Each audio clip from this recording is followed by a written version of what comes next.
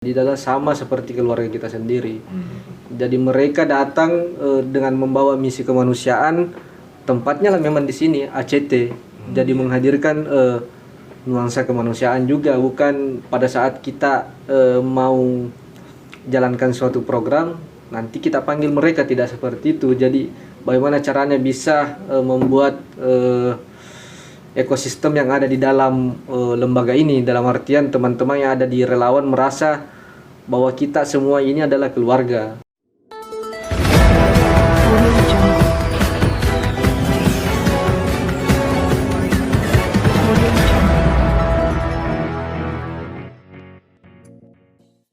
Assalamualaikum warahmatullahi wabarakatuh. Para pembaca Ujung Pandang Express, dan bertemu lagi bersama saya Muhajir, dan kali ini saya akan berdiskusi atau bincang santai ya sama Pak Maskur Muhammad, Ketua ACT Sulsel, Pak ya. Siap. Saya panggil Pak atau Bung atau Kak atau gimana? Karena saya lihat masih muda jadi. Disesuaikan saja, Pak. Oh ya. Kan sudah menikah? Sudah. Oh ya, alhamdulillah.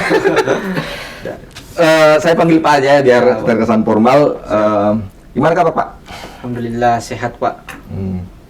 Kesibukan saat ini khususnya di ACT ya, ACT Sulsel. Alhamdulillah kalau sekarang aktivitas kita ini memang cukup padat, karena kan dalam ruang lingkup ini kita berbicara Sulawesi Selatan, bukan hanya di Makassar saja. Ya. Tapi kalau mobilitas saat ini lebih kebanyakan di Makassar, kecuali teman-teman relawan yang saat ini memang terfokus di semua kabupaten. Kalau kita di Makassar, aktivitas yang paling masif saat ini yang kita jalani operasi pasar murah. Operasi pasar murah ini bertujuan untuk membantu saudara-saudara kita, masyarakat prasejahtera khususnya, untuk memberikan bantuan harga di bawah normal. Jadi 50% kita kasih harga dari harga yang sebetulnya misalkan dari harga 190 kita kasih di angka 80.000 seperti itu. Itu di Sulsel ya? Iya, alhamdulillah. Di Makassar di mana? Kalau Makassar ini sudah berjalan 4 pekan. 4 pekan ya? Iya. Terakhir tadi kita lakukan di Goa. Di Goa ya? Iya, dari Goa langsung ke sini. Oh jadi ini keliling ya? Iya, keliling. Oh jadi saya kira ada tempat khususnya gitu? Tidak, jadi kita kan ada tim, memang ada tim terfokus untuk asesmen lokasi. Iya. Dan memang pertukannya jelas, penerima manfaat juga harus jelas juga yang kita sentuh, karena dengan kondisi yang seperti ini sebenarnya memang banyak sekali masyarakat yang butuh, cuma lagi-lagi mungkin karena kondisinya terbatas, jadi kita memang harus pilih-pilih tempat yang mana yang pas untuk kita bantu ini operasi pasar murah ini. Tapi harapannya sih kita maunya sih terus berjalan kalau bisa ya. Semua titik lah yang ada di Kota Makassar. Ya. Mungkin motivasinya karena COVID ya. Ya, banyak betul. Masyarakat yang terkena dampak COVID, jadi diberikan program itu hadir. Mungkin begitu ya? Iya, salah satunya COVID, terus yang kedua terkait isu kemiskinan juga. Jadi salah satu memang tujuannya kita di ACT adalah isu kemiskinan, bagaimana cara kita bisa memberikan bantuan yang lebih masif lagi kepada saudara-saudara kita, bantuan dari sahabat-sahabat dermawan yang memang notabene adalah donatur daripada aksi cepat tanggap ini. Dan ini bukan cuma di Makassar saja, jadi memang setiap pekannya kadang serentak di Indonesia untuk menjalankan aktivitas ini. Aktivitas ini. Ya, betul Pak. Bagaimana kalau agar masyarakat bisa tahu ada program seperti itu? Itu kan bagus sebenarnya kan, apalagi kan operasi murah ya, pasar murah. Pasar murah gitu. Jadi salah satu bentuk bagaimana cara kita menyampaikan sih ke masyarakat, yang pertama tadi saya bilang asesmen untuk penerima manfaat, kedua asesmen lokasi, terus kalau memang sudah terkoordinir dan terkoordinasi dengan masyarakatnya, sebisa mungkin dulu ketemu sama tokoh masyarakatnya untuk menyampaikan, karena ini kan memang ada syarat ya gitu lah. Syarat yang penting masyarakat prasejahtera. Oh iya. Masyarakat prasejahtera kaum duafa dan memang layak untuk kita bantu, seperti itu Pak. Jadi tidak sembarang juga kan? Iya betul. Iya, jangan sampai ada yang mampu tapi enggak kena, enggak dapat ya. Oh iya betul. Jadi memang harus jadi tepat sasaran. Iya, tepat sasaran. Operasi ini tepat sasaran gitu. Iya. Sama memang orang yang membutuhkan gitu ya. Iya, betul Pak. Bagus. Terus ini Pak, terakhir penanganan bencana, karena ini kan aksi Cepat tanggap yang saya tahu kan dia bekerja di lingkup penanganan bencana gitu, pemberian bantuan. Ini terakhir turun ke lapangan itu kapan?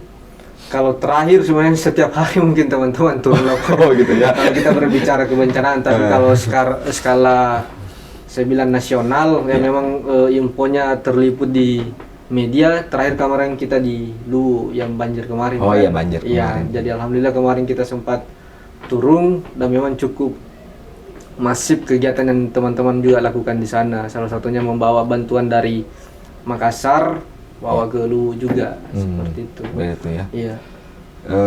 Saya selalu berpikir melihat organisasi kemanusiaan seperti ini kan, itu ada banyak tantangannya gitu. Iya. Suka dukanya mungkin ya. Boleh nggak diceritakan suka dukanya di lapangan itu seperti apa? Apalagi kan ini medan-medan yang berbahaya yang Iya. para relawan ini akan hadapi ya di lapangan begitu. Itu gimana sih suka dukanya begitu? Kalau suka dukanya sih sebenarnya, kalau sukanya ya yang pertama ketika melihat orang tersenyum pada saat dibantu, Iya. rasanya itu tidak bisa dibayarkan dengan apa-apa. Maksudnya kalaupun kita mau nilai dengan materi atau uang itu tidak bisa. Iya. Karena salah Ada rasa satu kepuasan ya? salah satu hakikatnya kita ini seorang manusia adalah sebaik-baiknya manusia bermanfaat untuk orang lain. Itu Iya. yang pertama. Terus kalau kita berbicara dukanya ya, lelah tidak boleh. Iya. Maksudnya apapun itu bentuknya kita tidak bisa lelah, karena tujuan kita ini adalah berbicara kemanusiaan sampai kapanpun itu tidak akan pernah berhenti. Jadi terkadang mungkin teman-teman kadang mau tidur, kadang mau istirahat, tapi lagi-lagi tugas kita ini belum selesai sampai Iya, kapanpun tidak akan pernah selesai. Jadi mau tidak mau resikonya pun harus tetap diterima dan pastinya harus ikhlas untuk jalani ini, Pak. Iya, iya. Karena ini bukan persoalan ini hari selesai, tapi ini kan jangka panjangnya akan selalu ada seperti ini juga. Tapi agak susah tuh membangkitkan motivasi para relawan ini. Biasa Iya. kan secara psikis kalau sudah seperti itu kan kondisinya biasa kepikiran mau pulang mungkin, atau dia mau berhenti di tengah jalan saja begitu karena hal-hal yang berbahaya dan menyibukkan ya, menyulitkan di medan. Bagaimana itu memberi atau tetap menjaga solidaritas dan motivasi para relawan ini agar tetap semangat dalam menangani bencana begitu? Ketika kita berbicara relawan memang sulit untuk diterka dengan nalar pemikiran atau misalkan Iya, hanya betul. sebatas berretorika saja. Tapi lagi-lagi karena saya bilang ketika sudah berada di lembaga ini, mau tidak mau orang-orang yang ada di dalamnya sama seperti keluarga kita sendiri. Jadi mereka datang dengan membawa misi kemanusiaan, tempatnya lah memang di sini ACT. Jadi menghadirkan nuansa kemanusiaan juga, bukan pada saat kita mau jalankan suatu program nanti kita panggil mereka, tidak seperti itu. Jadi bagaimana caranya bisa membuat ekosistem yang ada di dalam lembaga ini, dalam artian teman-teman yang ada di relawan merasa bahwa kita semua ini adalah keluarga. Jadi misinya, visinya semua sama. Iya. Seperti itu, Pak. Sudah berapa ini ya kuantitas relawan yang dimiliki ACT Sulsel sekarang? Kalau sekarang yang terdaftar di Sulawesi Selatan itu sekitar 3.000-an. 3.000-an ya? 3.000-an, tapi mungkin yang aktif ya kurang lebih mungkin sekitar 20% lah. Karena lagi-lagi mungkin banyak teman-teman sekarang juga yang aktivitasnya lumayan sibuk juga. Iya. Pada akhirnya mungkin tidak bisa hadir juga membersamai setiap harinya teman-teman yang ada di ACT. ACT ya. Itu direkrut ya? Memang ada Iya, ada perekrutan khusus? tahapan-tahapannya ya. Jadi gitu. ACT kalau orang lihatnya kan memang ACT sebenarnya, Iya. ACT. Tapi di balik ACT ini ada namanya MRI. MRI inilah yang membersamai teman-teman yang ada di ACT, Masyarakat Relawan Indonesia. Jadi tahapan perekrutannya ada tahapan orientasi, terus volunteer camp, terus DMBT, ada beberapa tahap, kalau tidak salah ada 6 yang memang teman-teman lewati juga seperti itu. Setiap tahun ya? Setiap tahun. Oh, setiap tahun. Dan sebisa mungkin setiap bulan sih, karena menjaga semangat ini yang luar biasa. Kadang mungkin kita lakukan orientasi mungkin anggaplah 30-an. Iya. setelah orientasi ternyata yang aktif cuma 10. Oh iya iya. Ya ini betul kan sih. tidak bisa dipaksakan orang. Ya, Kita kondisi tidak, berorganisasi Iya, memang seperti seperti itu. itu, dinamika. Karena saya juga kan berorganisasi, saya tahu itu bagaimana Iya, merekrutan dinamikanya. kanji. Iya betul. Kalau bisa setiap bulan ya, kalau bisa Iya, gitu. setiap bulan. Tahun ini bagaimana perekrutan? Alhamdulillah kalau 3 bulan terakhir ini kemarin kita aktivasi juga Selayar, Iya. baru ini rencana Sinjai. Iya. Targetnya memang kan terisi semua 24 kabupaten kota di Sulawesi Selatan. Biar lebih memudahkan ketika ada bencana atau ada isu-isu kemanusiaan, isu-isu Iya. sosial, kita langsung bisa terkoordinasi dengan teman-teman yang ada di daerah juga. Yang di daerah ya Iya. begitu. Tidak ada perekrutan agenda perekrutan baru di tahun ini gitu. Insya Allah akan ada. Oh, insya Allah akan ada. Insya Allah. Ditunggu ya. Dan Siapa ini tahu nanti teman-teman yang nonton ini ada yang mau gabung tuh. Siap, dan ini terbuka untuk semua Gitu. orang. Maksudnya Oh, iya. tidak ada batasan mau pekerjaannya seperti apa. Dan jelasnya visi dan misi kita sama dalam kemanusiaan. Oh iya. Yang penting siap untuk Iya, menjalankan misi siap. kemanusiaan ya. Iya. Tapi kan ada proses-prosesnya kan nggak Iya. seperti itu, mungkin ada pelatihannya atau seperti apa Iya, ya kan? itu tadi yang tahapannya yang saya Ah. bilang Pak, ada orientasi, ada volunteer camp, ada Iya. DMBT, sampai tahapannya kalau tidak salah 6 tahapan tadi saya bilang. Oh iya iya. Ada yang ke luar negeri misalnya. Sekarang kan ACT juga sampai ke luar negeri tuh bantuannya kan, sampai ke Timur Tengah gitu. Iya. Kalau di Sulsel biasanya ada juga yang dikirim ke sana gitu untuk bawa bantuan gitu. Kalau yang jadi penanggung jawab di sana sebenarnya orang Sulsel juga. Oh, orang Sulsel juga, ya. Oh, Cuma iya, kalau iya. misalkan berbicara pengiriman relawan ke sana sampai saat ini kan belum ada. Jadi memang dari pusat terfokus juga merekrut yang memang pasif untuk berbicara ini kan Oh, iya, secara bahasa di global, sana ya. mau tidak mau harus ada syarat seperti itu juga. Oh iya. Soalnya iya. teman-teman banyak sih kalau dibilang mau berangkat ke sana semua kayaknya mau berangkat. Iya, betul, Apapun itu betul. bentuknya pasti akan berangkat. Cuma lagi-lagi ada beberapa tahapan juga, dan kalaupun tidak sesuai pasti tidak bisa ikut juga, Pak. Seperti itu. Gitu. Ada momen yang paling berbahaya begitu pernah di penanganan bencana di Sulsel waktu itu. Mungkin apa itu momennya sangat krusial begitu dan itu bisa membahayakan relawan. Kalau sejauh ini memang teman-teman tetap safety juga. Oh, dalam safety hal juga, ini. ya. Cuma kalau dibilang membahayakan, ya pasti setiap tindakan pasti akan ada resiko yang yang dihadapi maupun yang akan dihadapi lagi ke depannya. Jadi Iya. saya bilang yang paling krusial sih sebenarnya dari kondisinya adalah ketika melihat orang-orang ini yang lagi kesusahan dan kita tidak bisa lakukan apa-apa.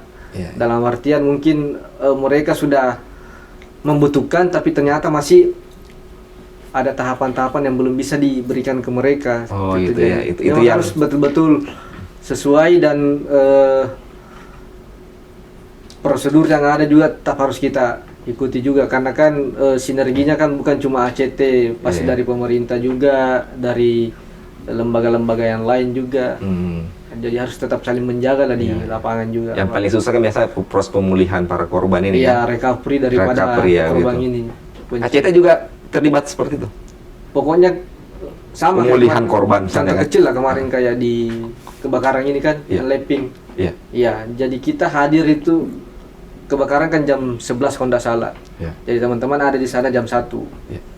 Jadi teman-teman tinggalkan posko nanti setelah selesai betul-betul recovery daripada Leping ini. Jadi Oh, kemarin gitu ya. kita sempat masukkan bantuan juga WC portable juga di sana. Dan saya bilang sampai saat ini pun teman-teman kalau ke sana juga cukup dikenal sama orang-orang yang di sana karena memang kita tinggal di sana untuk Oh, iya. temani mereka. Jadi Memang harus seperti itu kan, ya, tinggal kan. sampai selesai. Memberikan semangat, motivasi. Iya, motivasi. Berarti kayak ACT juga punya psikolog ya tuh. Iya, ada teman-teman. Oh, ada ya. Iya. Sampai psikolog juga ada kan, butuh kan psikolog Iya, untuk trauma. proses healing kan. Iya, trauma healing, ya. Ya, terakhir nih Pak Maskur. Agenda ACT ke depan dan harapannya untuk pengembangan ACT di Sulawesi Selatan seperti apa? Yang pertama tadi yang terkait ekspansi daripada ACT, pengembangan untuk ACT lah di Sulawesi Selatan khususnya. Insya Allah kedepannya kita akan membuka beberapa titik juga di Sulawesi Selatan. Maksudnya kan ini memang Sulawesi Selatan baru satu ceritanya, baru Makassar. Jadi harapannya sih 24 kabupaten ini mungkin kita bisa buka sampai 5 cabang yang mengisi titik-titik kota-kota tertentu. Terus yang kedua, terus agenda-agenda kerja yang akan dilakukan ke depannya. Yang pertama adalah menghadirkan lumbung pangan produktif di Sulawesi Selatan. Jadi pangan, ACT ini bukan cuma berbicara kebencanaan saja, tapi lagi-lagi berbicara masalah makan, minum. Jadi memang basicnya adalah isu kemiskinan yang pertama. Ya, sama tadi yang saya sampaikan, menghadirkan lumbung pangan produktif, lumbung air produktif, terus mensejahterakan masyarakat-masyarakat yang memang layak untuk kita bantu, dalam artian pelaku-pelaku UMKM juga, sama seperti kemarin kita launching 1.000 penerima manfaat wakaf modal untuk UMKM yang ada di Sulawesi Selatan. Dan ini alhamdulillah masih terus berjalan, dan ini memang salah satu tujuannya kita juga, ya, isu kemiskinan harus dituntaskan juga, insya Allah. Pokoknya hal-hal terkait kemanusiaan lagi, pemberian bantuan, ya itu kan juga perlu kan, isu kemiskinan. Dananya yang dari bantuan masyarakat ya. Jadi ACT hadir karena umat. Iya. Jadi ACT bekerja juga untuk umat. Betul. Betul. Iya. Menarik sekali pemirsa kanal YouTube UPEX Ujung Pandang Express, dan sampai di sini saja pertemuan kita karena ini sudah banyak kita ulas. Dan kalau misalkan ada yang mau bergabung di ACT boleh nanti ditunggu ya. Iya. Ada IG-nya? IG-nya ACT Sulsel. Ya. Terus Facebook-nya Aksi Cepat Tanggap Sulawesi Selatan. Ya, jadi kalau informasi perekrutan pasti ada di sana ya. Kalau mau langsung datang ke kantor boleh, insya Allah 24 jam terbuka lah untuk orang-orang baik pastinya. Insya Allah untuk tujuan yang sama, kemanusiaan. Jadi alamat kantornya kami di Jalan Sultan Alauddin, Ruko Plaza, Blok BB, kantornya Aksi Cepat Tanggap Sulawesi Selatan. Diterima dengan, ya pasti diterima dengan anu lah. Insya Allah. Baik kan? Baik. Untuk informasi bisa didapat di sana kan? Informasi-informasi tentang perekrutan atau misalnya bantuan gitu ya? Oh iya. Oke, sampai di sini saja dulu para penonton kanal YouTube UPEX dan pembaca harian Ujung Pandang Express, dan sampai ketemu di lain kesempatan. Assalamualaikum warahmatullahi wabarakatuh.